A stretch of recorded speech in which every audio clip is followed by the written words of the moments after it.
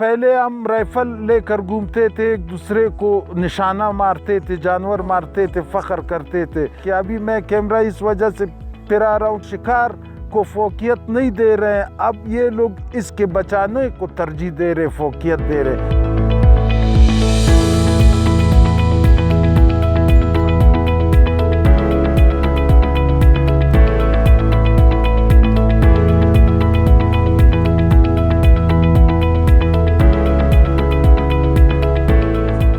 اگر ہمارے پاس ایریا بہت ہے، ہمارے پہاڑ میں ہمارے ساتھ سلیمان مارخور ہے جو بہت قیمتی ہے، افغان اڑیال بھی تھا جو بے دریغ شکار کرنے سے ختم ہو گیا اس کا نسل۔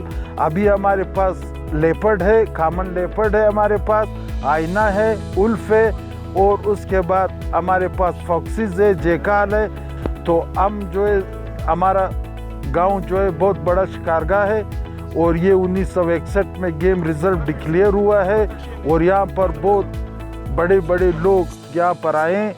ہم نے بھی بہت جانور مارے ہیں، ضائع کیے، تو یہاں پر پھر 2002 تک جو ہے پورے جانور ختم ہو گئے بے دریغ شکار کھیلنے سے۔ 50 پارٹی، کوئی ان ہوتا تھا، کوئی آؤٹ ہوتا تھا، تو اس کے بعد 5 دن ہم پھرتے تھے، اس کے بعد ہمیں ایک جانور بھی نہیں ملتا تھا۔ ہم نے جو ایک مشورہ کیا اور ہم نے جو ہے خود شکار چھوڑ دیا اور شکاریوں پر پابندی لگا دی۔ ہم جو ہے خود اس کے فلاح و بہبود کے لیے اٹھ کھڑے ہوئے۔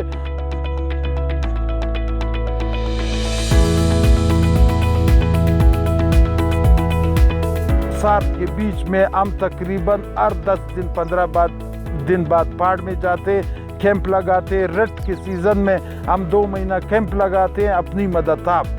ابھی شکر الحمدللہ 2002 کے بعد ہم نے جانور پر کام شروع کیا، پابندی شروع کی۔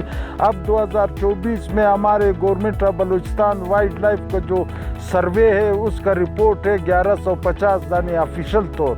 ایسے ہی میں جو میرا اپنا پرسنل سروے ہے اپنے عزیزوں کے ساتھ، میرے ساتھ یہ رپورٹ ہے کہ 2000 دانے ہیں۔ قیمتی جانور ہے جس کا مارکیٹ میں، انٹرنیشنل مارکیٹ میں پرمٹ ایشو ہوتا ہے، پھر اس پر لاٹری ہوتی ہے، پھر بہت مشکل کے بعد وہ لاٹری کدھر نکل جاتی ہے، پھر شکاری آتا ہے، پھر کروڑوں روپے جمع کرتا ہے سرکار کے مد میں، پھر 80% کمیونٹی ڈیولپمنٹ پر خرچ ہوتا ہے، 20% پھر آفس میں واپس اسی جانور پہ خرچ ہوتا ہے۔